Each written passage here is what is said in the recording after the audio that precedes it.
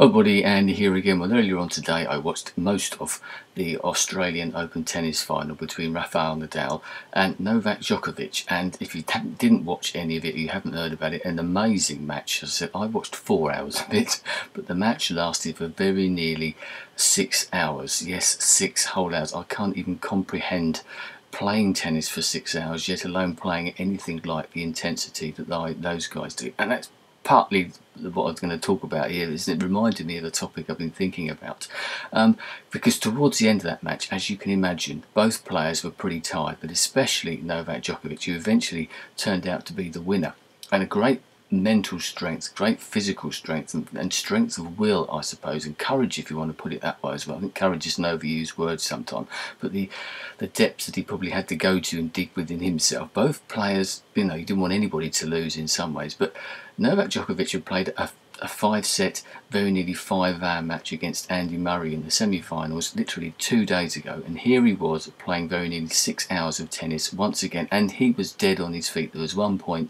in the last set where after losing a point, he just sort of collapsed on the floor, and yet he got up and he still had that will, had that intensity and that self-belief and determination to carry on and eventually win the match against a very, very good opponent who gave his all as well. Well done to both players.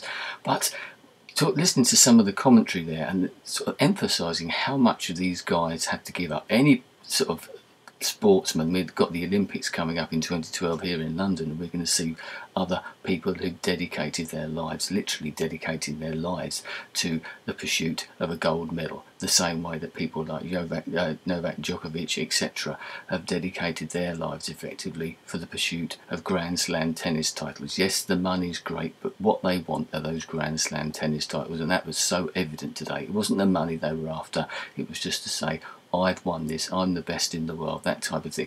And it brings me on to the sort of title of this particular video, you know, be careful what you wish for, you might just get it, because those guys, as I said, have had to put up a lot, so they've had to change their lives completely, and we all have situations, potentially, a lot of us anyway, where we can change our lives. I was talking about that in the previous video, about how we can take opportunities and make decisions, etc., to change our lives in lots of ways. But are you actually prepared for the outcome? Are you actually prepared to put yourself through and maybe give up lots of different things? We all have our lives, and if you're like in my position, you've got a wife, you've got 2 kids, you've got a mortgage, you've got all those nice cosy things here, and everything goes along hunky-dory, and you know, we put ourselves forward things, and then you actually get an opportunity comes up to you. Have you then got the balls to turn around and say, yes, I'm going to do that, I'm going to basically give all up everything that I've got now in pursuit of my dream, in pursuit of something else? Now, a lot of people initially say, yeah, I'd be prepared to do that if it was, you know, I was a musician in a band, should we say, something that I know a bit about.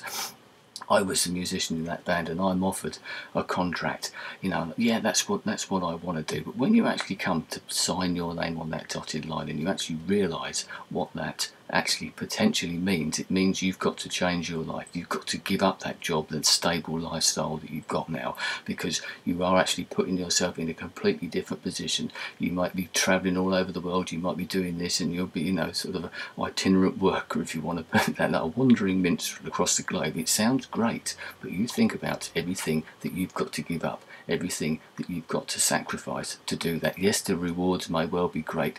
I'm sure Novak Djokovic would never have to play another tennis match if he didn't want to, but I bet you he does. I bet you he carries on for as long as he possibly can. It's got nothing to do with the money. It's all to do with that determination and what he's got up here, and that self-belief, and that he's dedicated his life to it. I suppose it comes a point where that is what you've got. You get so used to that type of life. But there must have come a time, some time ago, when he had to make a decision. Right, here I am, I'm a good player. Yes, I'm starting to win matches, but now I've got to turn professional. It's a bit like a band signing a record deal or something. There's a big step. You cross over that sort of imaginary line in the sand, shall we say, and it gets serious.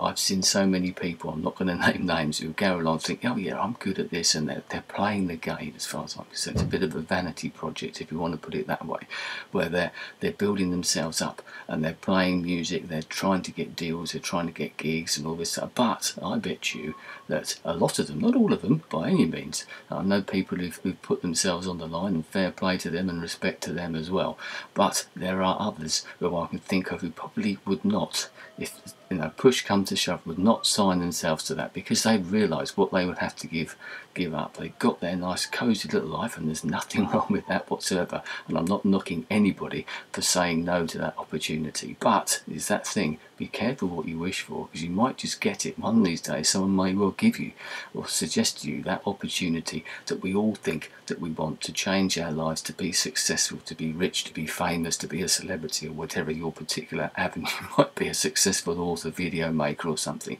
Someone was to turn around to you and say, right Andy, you can do this or that, but you've got to give up this and that as well. You might not be at home so much. You could be anywhere in the world. You won't see your family for weeks, months on end. You won't have a stable income because you'll be taking a gamble.